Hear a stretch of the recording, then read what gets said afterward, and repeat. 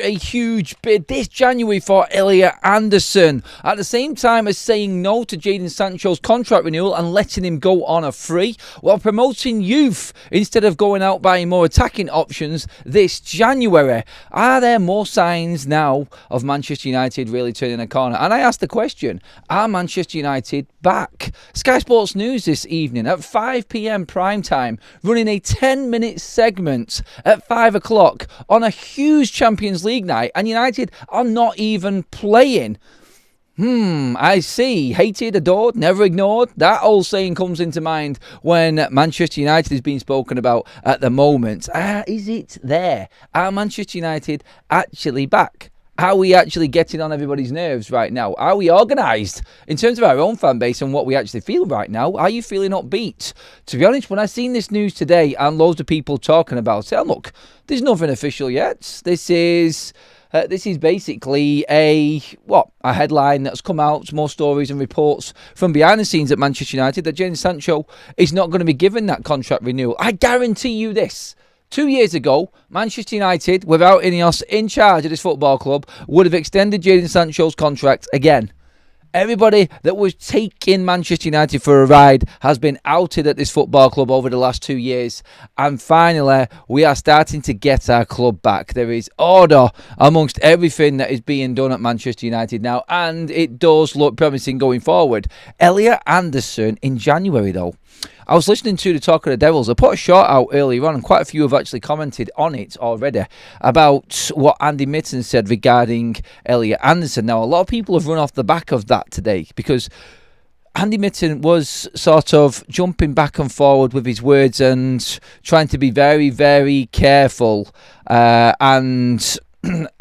basically watch what he was saying on this podcast. He was trying to say that Manchester United are fully in without saying Manchester United are fully in for Elliot Anderson. This, I think, is big news for Manchester United. Off the back of that today, we've had more reports coming out from Team Talk about Elliot Anderson being a January signing for Manchester United. This, alongside what we've heard with Jadon Sancho this afternoon, is exactly where Manchester United need to be and what Manchester United need to be doing. I personally feel now that United are in a position here where we can actually look forward to transfer windows and what we could actually do in them. Look, I've actually, I want to ask this to the live audience actually today. Please get all of your comments in, everybody. I've just gone on one mad one now at the start of the show. Really excitable tonight for some strange reason. I think it was the fact that Manchester United were all over the news when we shouldn't have been all over the news. I mean, nobody knew that Piers Morgan was doing an interview with Cristiano Ronaldo today until the snippet and the clip of him asking him a question about Manchester United was brought up. Been there, done that. Move on, Piers. It doesn't really matter. It doesn't really matter at all when it comes to what Cristiano Ronaldo thinks of Manchester United. It's as simple as this. Nobody cares about the past. Everything that he's asking is about Manchester United's past and what used to be the football club that we love. Now we're looking at this and we are looking ahead at Manchester United. Why didn't you ask or have this interview when Manchester United had just beaten Liverpool? Do you know what I mean? There's timings to everything, I feel. And again, it's been brought out in a week when Manchester United are not in the Champions League, highlighting the fact of Manchester United's decline. Sky Sports tonight is running a 10-minute segment at the top of their show about Manchester United when there's massive Champions League games tonight. I mean, Liverpool are playing bleeding Real Madrid, and there's still 10 minutes of footage and primetime Sky Sports TV ahead of that game and the breakdown of that game. Trent returning, the booing, everything that's on the line right now. Xabi Alonso coming back to Anfield. No, we've got to talk about United first of all, because that's all anybody's interested in. Now, without being there and competing on the pitch, we are starting to make waves again at this football club, and everybody's bricking it because Manchester United are doing the right things behind the scenes and making the right decisions when it comes to the financial side of things. This, I think, is where Manchester United are at, and this is why everybody's talking about us. Jadon Sancho not getting a contract, first and foremost. I mean, I put a poll up there, and it is... Has Jadon Sancho been Manchester United's worst ever signing? We're going to change that poll up in a minute, actually. We're going to put something else up there as well because it's more personal to him and what well, where his career is at, actually. But look at that there. Yes, 88% already on that poll. If you are watching later on and you're not live with us right now, give me your thoughts on that straight away, please, everybody. Was Jadon Sancho the worst ever Manchester United signing? When you break everything down and you put everything into perspective and everything that it's cost, the wages, the amount of times he's played, how often he's played for Man United in the last 3 years, he has to be up there, doesn't he? Surely. Anyway, give me your thoughts on that in the comment section as well. But Manchester United, we touched on this before. Now, there were...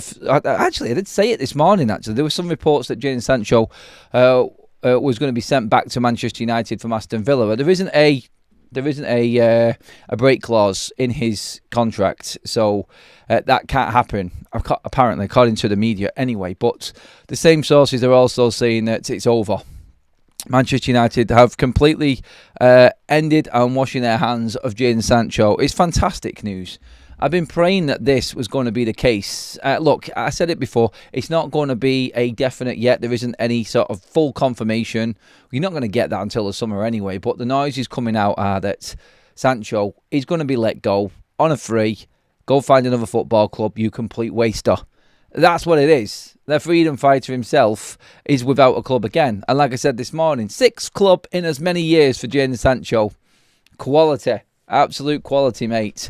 Cannot wait for you to have no affiliation at all with this football club. Complete and utter clown. Simple. Anyway, looking at that, but alongside that, the news of Elliot Anderson. And Elliot Anderson actually being a target for Manchester United, as we've spoken about over the last couple of days.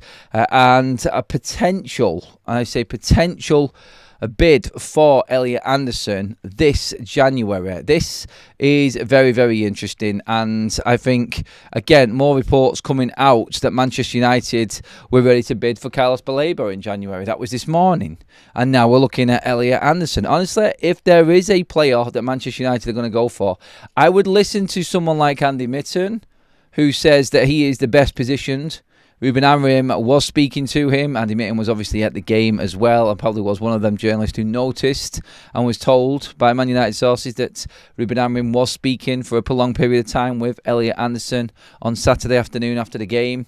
He praised him before the game, like Andy Mitten said as well. And now the reports are coming out that Manchester United have him as their top target. His head has been turned, as we spoke about this on Sunday also, and he is more than up for the move, is what is being reported now.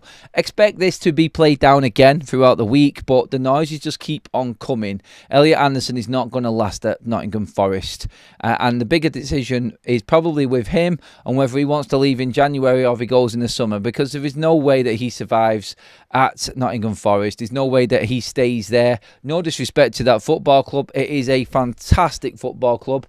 Good fans, good stadium, old school, proper football club. I love Nottingham Forest. We've had some great battles with them, but they are still a proper football club, no matter what anybody says. The history that club has got, it completely blows the likes of Manchester City out of the water.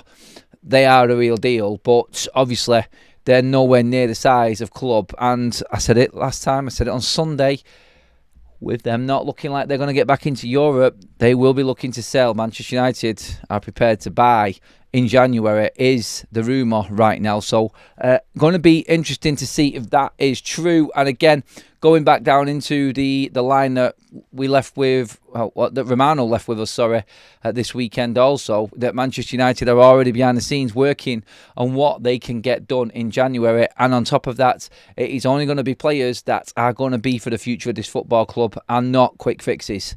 So instead of the Conor Gallagher's, Joe Bellingham's, players like this that Manchester United would normally go out and buy, and what I thought we were going to buy. And again, like every time Manchester United move forward year on year at the moment, we're just getting more and more, I feel, back to where we was in making the right sort of football decisions. It all goes back to what Jason Wilcox was saying as well on Thursday, Friday, in that interview with MUTV.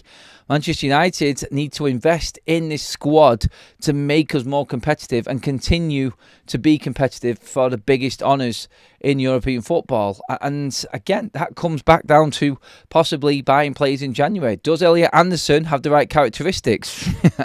Don't even need to answer that question. Does Elliot Anderson offer something different to Manchester United? Like Wilcox said, 100% he does. He could even be a future captain of this football club. Going off the timescale of him coming in, and when we're expecting to see the back of Bruno Fernandes, he would have been in Manchester United's side for enough time to be up there and one of the candidates. So this is what you're bringing into United. The right mentality, the right characteristics. This is a man now that's holding Jude Bellingham up in his place back in the England side. That's the talk right now. Anderson or Bellingham. Bellingham will come in because it's Bellingham. Unless Tuchel really does like to upset the apple cart. And I don't think he's going to be that bothered, really, when it comes to it, because he's not here for that long and he's gone after the bleeding summer anyway, hasn't he? So he's not bothered. Elliot Anderson, right now, I'm putting him in that side next to Declan Rice in that England team, and I'm liking it. He deserves to be there. So, looking at it from all angles here and what we think might happen with this, all comes down to, like we said, Marinakis, Manchester United, and what they're willing to pay. And is there any offering going the other way? Could we say to Nottingham Forest, well, Kobbie Mainoo wants a loan.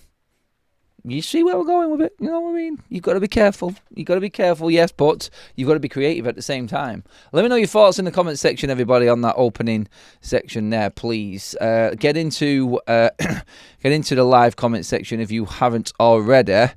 Let's see what we've got. Right, okay. In terms of questions as well, what I want to do ask is just on Jadon Sancho. Get into the comment section as well and maybe lay out your favourite, well, not your favourite, but your worst signings for Manchester United. Give me a 1, 2, 3 in the comment section, everybody, as well. And also, let me know, do you think Jadon Sancho's career is over at the highest level here? Or over? Look, he'll find a club somewhere. He always seems to do. But he's exhausted all of the top clubs now that he could get to. Always seems to land on his feet and be at a decent football club competing. Is that over for Jadon Sancho right now? Get into it. Let me know, everybody. And let's just see how much people actually think of Jadon Sancho.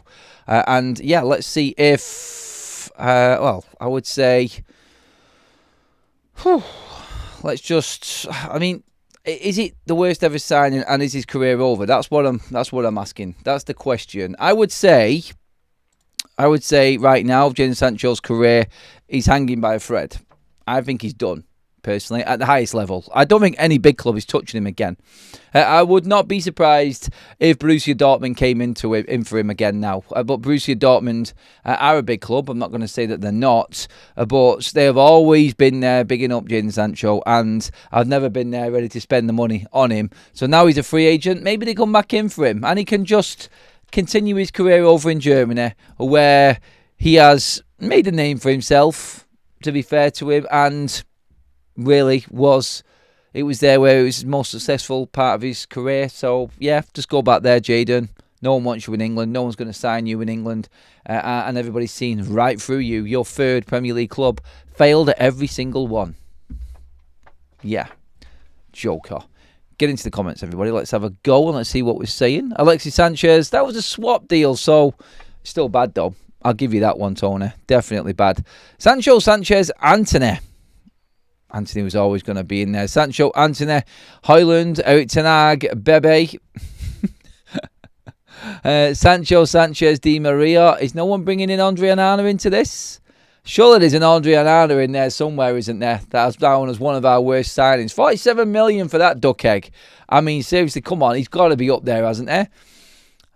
Right, there's younger footballers now with a lot more talent and a lot more motivation and hunger. Time's gone, has been sad face, yes. Definitely. Sancho is way worse than Ravel Morrison. Yes, it was over at the elite level. Horrible lad, horrible attitude. Wherever he's been, he has been a problem. And that is what will always go around with Jadon Sancho. And I think he is up there and has to be my worst ever signing at Manchester United. I'm going to say it. You know I despise this guy. You know I've got a big issue with him. And for him to completely just, pardon the French again, piss his career up the wall when he made it to Manchester United. I'll never, ever get my head around that. I can't get my head around that. I find that absolutely ridiculous how you can manage to do that and ruin your career. And I think we've got to accept that we made a massive mistake at Manchester United.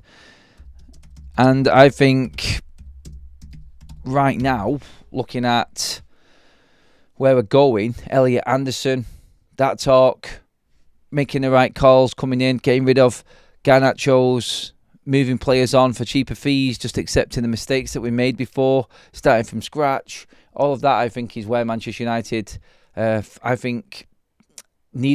United needed to go. And I think it's also a big convincer. I think it's a massive convincer to the fan base. I do believe that everybody looking at this now, especially with the Sancho one, and you put Sancho and Elliot Anderson together, and this whole story now, it's like you've got that one closing of that door, and the wind's blown across and opened up the other door, and that's the new era of Manchester United coming in through that one. That's how it feels. It just feels like this is now a real official turning of the page, and once Jadon has gone, that's it. It's done. There's nothing left. We have got players who we think are past it or need to be moved on for footballing reasons, but Sancho wasn't that. Sancho was he was the poster boy for nightmare transfers and attitude and player power FC. That's who that was.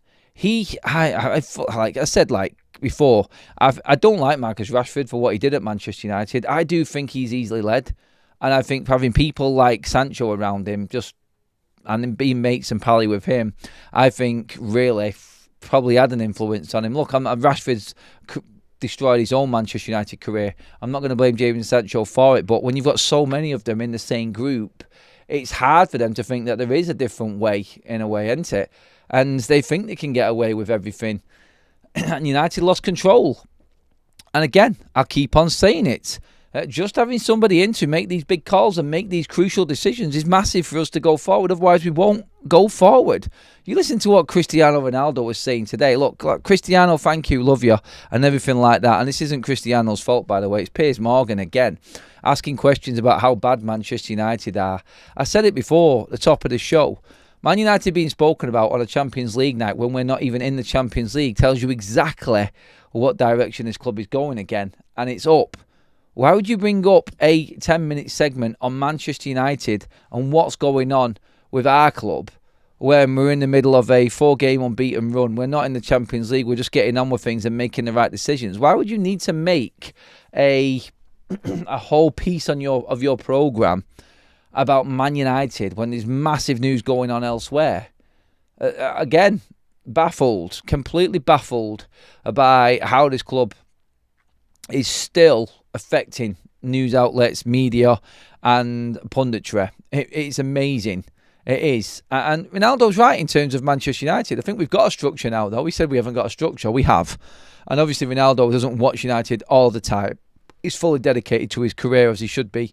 And Piers Morgan was just digging and digging and digging. So, yeah, let him do it and let him try and grab his headlines again. Nobody really cares what Ronaldo thinks right now. He's already said the same that everybody else has already said, which is Manchester United were run by idiots.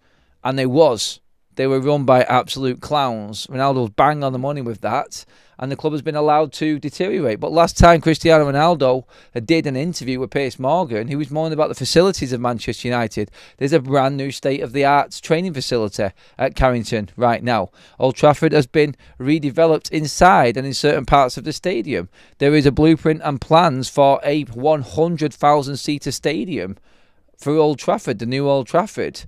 That wasn't anywhere near the reckoning last time Piers did an interview with Cristiano Ronaldo when Ronaldo ran his mouth about Manchester United. Again, rightly so, but why are we revisiting it all of a sudden now?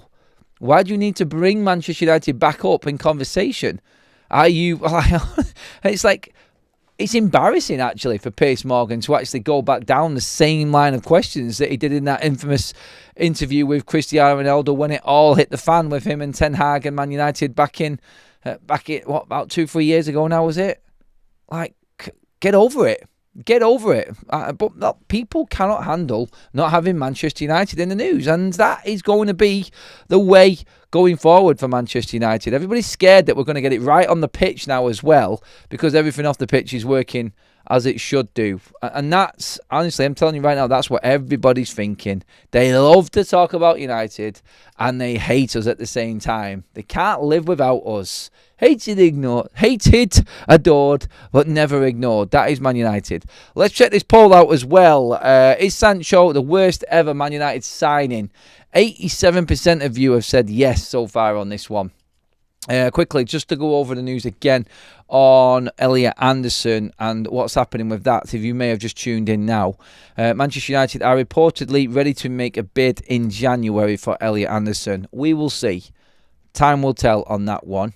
And I'm sure Manchester United, if they can, will get that deal done.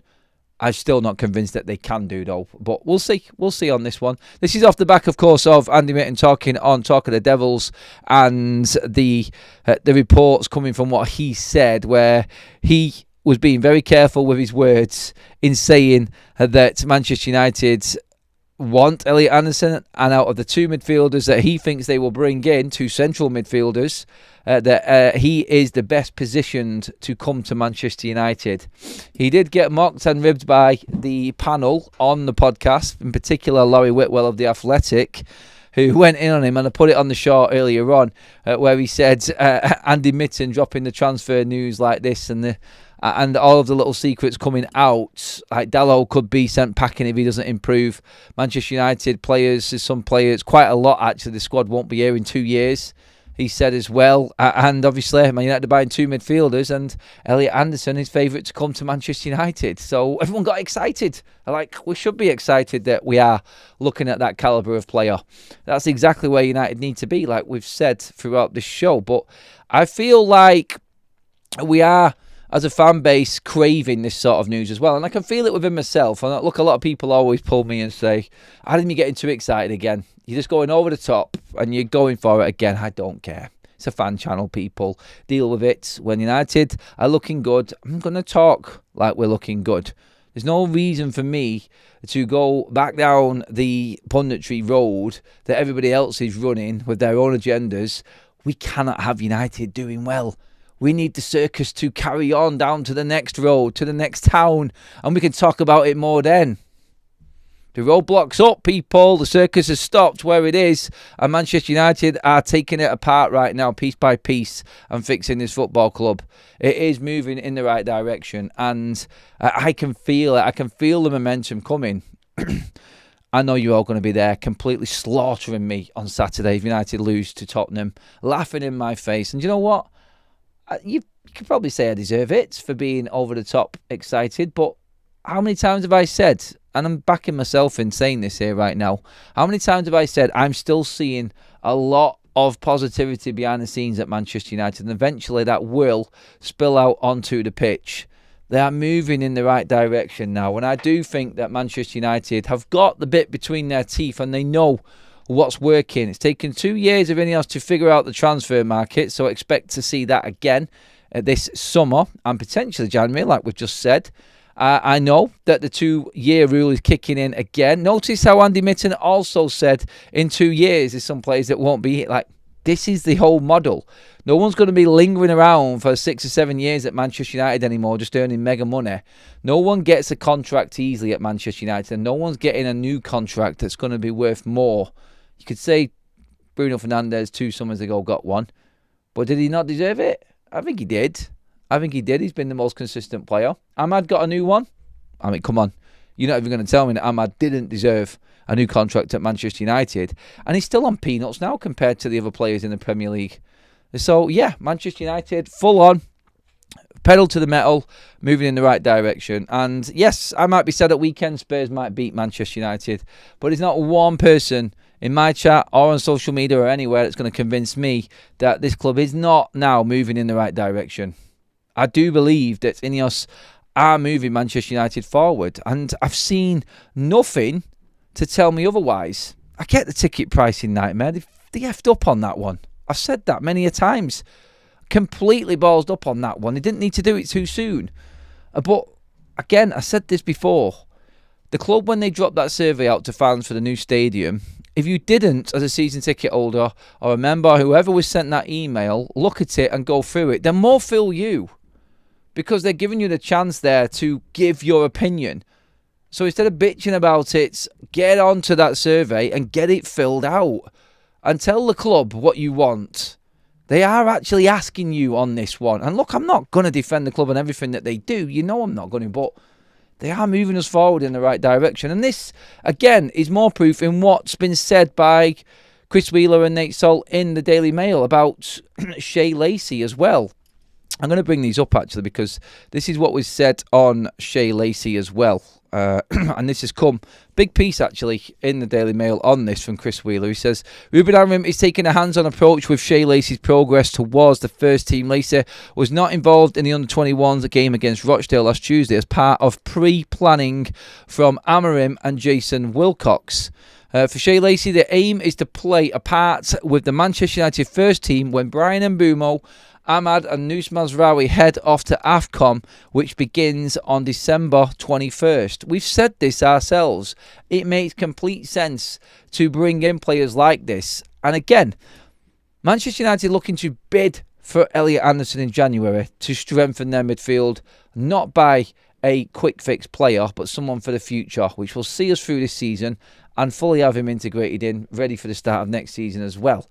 Not renewing Jadon Sancho's contract and sending him away on a free, which would have 100% been done in previous ownerships. Guaranteed.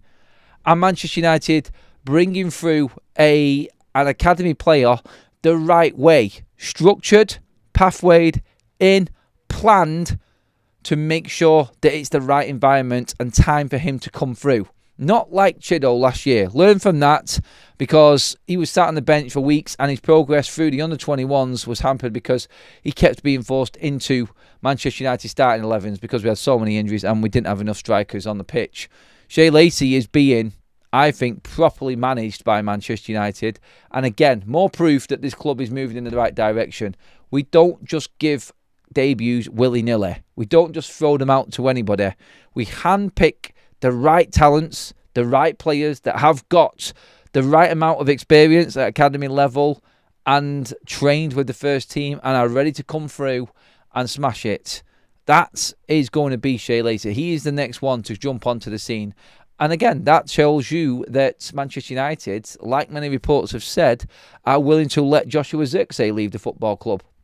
Because we've got an academy player coming through who is going to feature on matchday squads. Probably won't start games, but when we need to rest players because we might be missing Mbeumo or Ahmad, we've got Shea Lacey there to come in, who is more than willing and capable. And I think it's the right time for him to do it as well. So again, it's just planning. It's organised and it's great. It's fantastic to see for Manchester United fans, and I challenge anybody to say that that isn't moving in the right direction. And look, you can shoot me down by saying it's not going to be what? It's not going to be fantastic straight away. Calm down. It's going to take years and years and years. But should we not celebrate anyway the start of turning this corner, this long bend of getting Man United back on the right road? Like, praise what's in front of you is what I say, and look at what is actually happening and right in front of your eyes. More news from Manchester United. Some might agree with this as well. Ruben Amorim and Diogo Dalot are related. Get that for a headline. Manchester United sources have confirmed the distant relation between the Portuguese pair. Says Samuel Luckhurst of The Sun. Samuel Luckhurst would be one to dig this out because he knows that Diogo Dalot is annoying Manchester United fans at the moment. Does it matter? Does it, heck? Does it, heck? Ruben Amorim is not a man to play a player just because he's a relation to him or some long lost relation. Not lost relation, that's the wrong type of way of saying that, but like a distant relative, whatever it is. And it's a crazy story, yes, but look, I just go back to what Andy Mitten said. And again, I would listen to Andy Mitten over anybody on news at Manchester United right now. And that is that Diogo Dalot is going to be sent packing soon as well if he doesn't improve. It's not just Ruben Amorim running the show anymore. He's got a proper management team above him, which is football orientated, which makes a huge difference, a massive difference. And that, I think, is what, again, people are going to be looking at with Man United going forward. This players clinging on forever and a day to contracts and just running them down and then getting another contract, bigger money every single time. It stops. It's done. I think Dalot is going to be a proven point of this. And obviously, we need to see more. We need to see this actually happen first of all. Talk is cheap, but we will see in the future. If Dalot keeps performing the way he is, I fully expect Manchester United to be out looking for a replacement this summer also. All right, let's get into some of the comments as well on this. I've said enough there from my side of things. Let's get your thoughts on this, please, everybody. Get into the live chats. Don't forget to get into the comment section if you are catching up later on with the live as well, everybody. Excuse me. Don't forget, everyone, as well, grab your retro or replica retro shirts on OK Jerseys. QR code on the screen there. I'll pin the comment up in the live chat as well for everybody. It is also in the description as well. Grab your discounted shirts now, everybody. Christmas is round the corner, so get to it. Please, whoever was on my Fantasy 5 League at the weekend, the top 3, can you just pop a message on the Big Up Discord so I can actually get you your shirts that you won at weekend. We will be doing the same thing again this weekend for the Spurs game and the watch along on Saturday, everybody.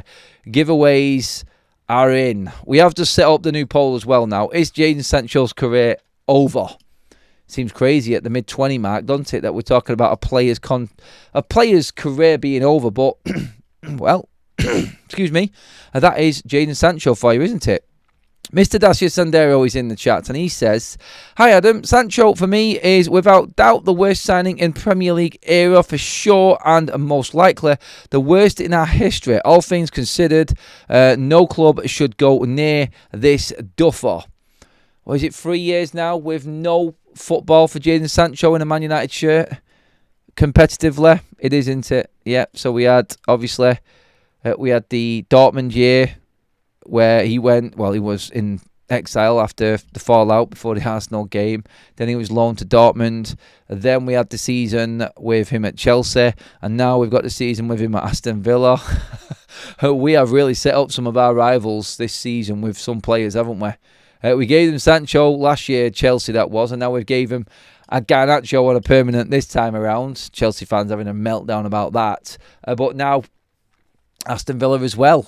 So, yeah, we have definitely slid ourselves away from that nightmare, haven't we? Oh, my God. It goes to show, doesn't it, though? It does go to show that mistakes can be made. Huge mistakes can be made in the... huge mistakes can be made in the transfer window. And if you don't get recruitment right, you could be absolutely screwed. Absolutely screwed. And you get stuck with players like Jadon Sancho. It's mad. It is, isn't it? It is sad to see as well. Sancho's career may be restarting because his salary will not be matched. A club will look at what he can do for less money. And that should be funny as well to see where he ends up and what he actually is on. I can't wait to see that. Dalot never causes trouble, always gives it 100%, always available, plays either side, plays wing-back or full-back, and never complains. Had some great performances for us, but had some bad ones. And should be out of the first 11 for that, John. I think that's the best way to put it, mate. He has had some good moments, but more often than not, the bad moments outweigh the good moments for Diogo Dalot, and that's when you have to make a call as a club and say that we need something better. And we're not going to go forward with Dalot at left back or left wing back. I'm sorry, it's just not going to happen. He's been here at the club for 8 years. Has he got better? I'm just asking the question. I don't think he has. I really don't think he has got any better in the time that he's been at Manchester United. And that should tell you everything you need to know about Diogo Dalot. Love the guy. Sound as anything. Great talker. Absolute team player, Dalot. Brilliant. But sometimes you just got to let go. We heard rumours that he was partying and doing hippie crack at parties. If he was, many others were also. I'm not saying that Jadon Sancho and these problem players, Garnacho, I don't know what they're doing behind the scenes. There could be loads of players doing it that just get away with it. But their performances on the pitch, particularly at Manchester United, I'm pretty certain that Manchester United had the worst case of player power, FC, over any other football club. It's the only way that we could have fallen down so far, I think. And it is because we allowed them to have that much rope and we allowed them to do what they wanted. That was a sad thing. Dele Alli vibes. He'll get several offers and it'll just get worse and worse in my opinion. Hopefully he pulls things around, finds peace and eventually pays United fans some respect, but I doubt it. Yeah, don't hold your breath is what I say with Jadon Sancho. He clearly thinks that he has been mistreated by Manchester United. I could actually remember, even before the fallout with him, I can remember not being able to remember is the way I should say it. A performance where I stood up and went, wow, with Jadon Sancho. He never consistently put in anything for Manchester United that made you think he is the next best thing like Manchester United thought he was when we bought him. Now we're looking at it properly with the likes of Shea Lacey coming through up top. I would rather have Man United's academy players coming through, knocking on the door, than them players sat on the bench sulking because they haven't had their moments in the floodlights and got their pictures for social media. That's how it feels as a United fan. That's what it felt like and has always felt like with them types of players and characters in our side. Keep your comments coming in, everybody. We are running it for a little bit longer yet. Some big Champions League games tonight. I'll be back on Football Talks later on with my reaction to some of them, no doubt. No watch-along. Watch-along's coming tomorrow night on the Champions League on Football Talks, everybody. I've got training tonight, so we are going to miss tonight's one, and then we'll be back tomorrow. And then full build-up to what is going to be a massive one for Man United this weekend. I'm catching up a bit later, but Sancho going is an early birthday gift for me, which is Crimbo time. Paul, happy to say happy birthday. Even if it is way too early, mates. But yeah, it is great news for all Manchester United fans. It is.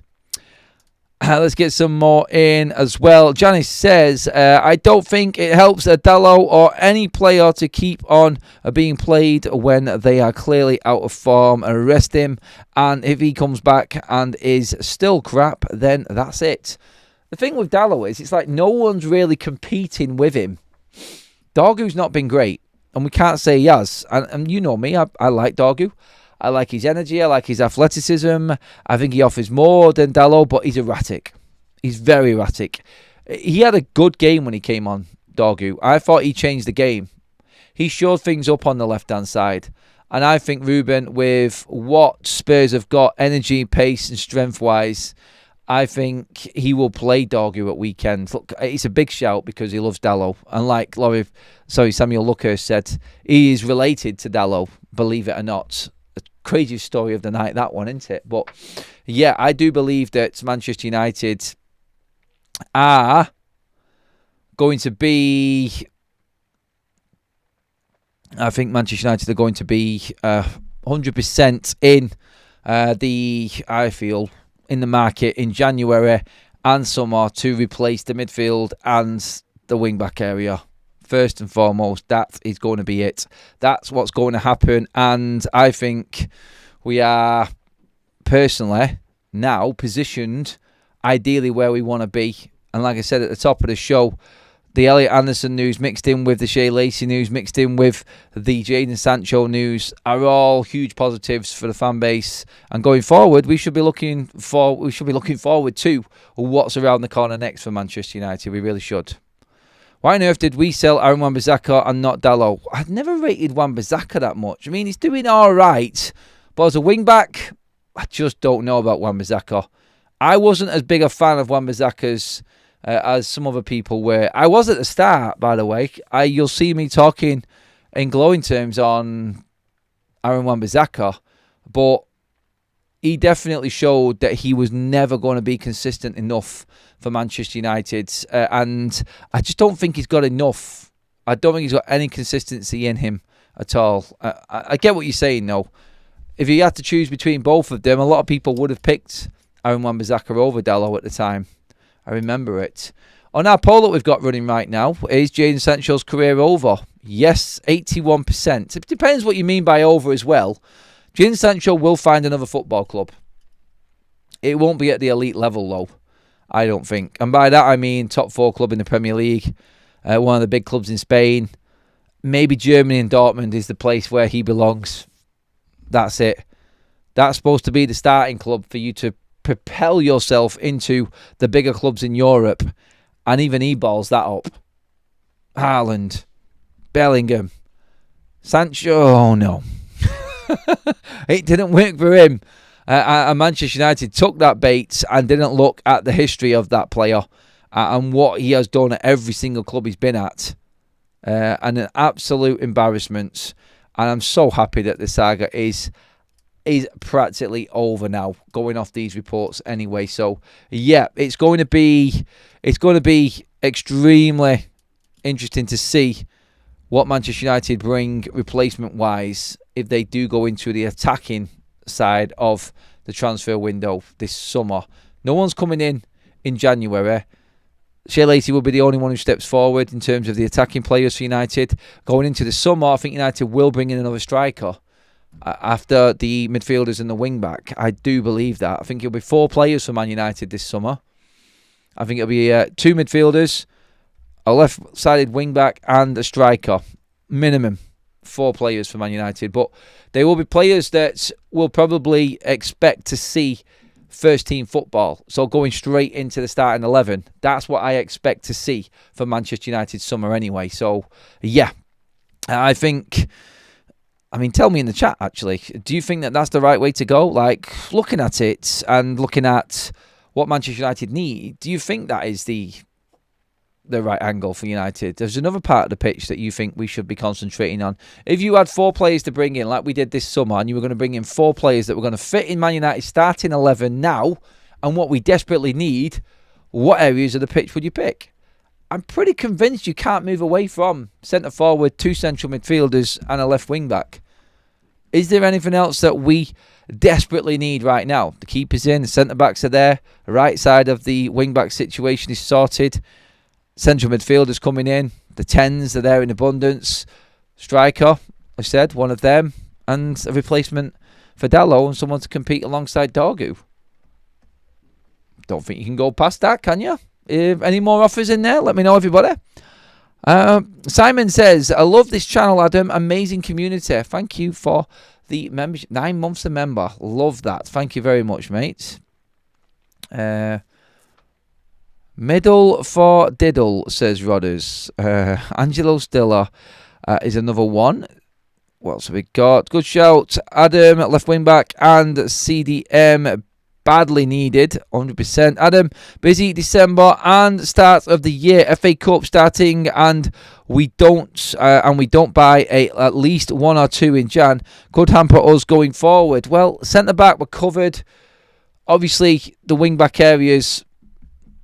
Look, Dorgu could easily move to the right hand side. Well, Ahmad is out for a few games. Maybe I'm thinking that's an option. Not what I want, by the way. I'm just thinking what they might be thinking if they don't get anyone in. Look, United, according to sources, are looking for a midfielder in January and will buy a midfielder in January if they can. It's a big if. It's a massive if. But look, I expect Manchester United to be busy in so many different ways in the January transfer window. Fully expect Xerxes to be gone. The Mainu situation is going to develop. If he is adamant that he wants a loan move, loan into Forest and take Elliot Anderson. Give them Mainu and buy Anderson. Something like that. I don't know if that is even in the thought process of Man United. But if you're going to make something happen in January, you are going to have to be very, very crafty and clever with that deal and what you can get done. It's as simple as that. It's not easy. And Marinakis in January is definitely not easy. Cal says 2 central midfielders, striker, left wing back, 4 must. We need a centre back and a right wing back as well. Really, can't get all of them. Look, I don't expect Man United to buy 6 starting 11 players. We've got Ahmad, who's a starter. We need 2 midfielders, a left wing back. They're the 3. The striker would be obviously someone to compete alongside Benjamin Sesko. That's what we're looking at, I think, as Manchester United going into January slash the summer. And that is us done. I am off to training tonight now, so I will catch up with you all later on Football Talks. If you haven't, jump across and make sure you subscribe to my other channel, Football Talks, where we cover all of the other European and Premier League football clubs as well. Thank you to the Super Chats and new members and subscribers on the show tonight. Please get your comments in below. Pop a like on the video and make sure you hit that subscribe button if you haven't already. At least 30% of you watching tonight are not subscribers yet. Why would you not want notifications when the live shows are coming? You can always just watch them back then as well later on. You don't have to be with us live every night. It's easy here on YouTube, everybody. So get onto it, hit that subscribe button, and I will see you all first thing in the morning and tonight, actually, on Football Talks. Yeah, so Football Talks first, then I'll see you here on FUTV tomorrow morning as well. Have a good one, everybody. I'll see you then.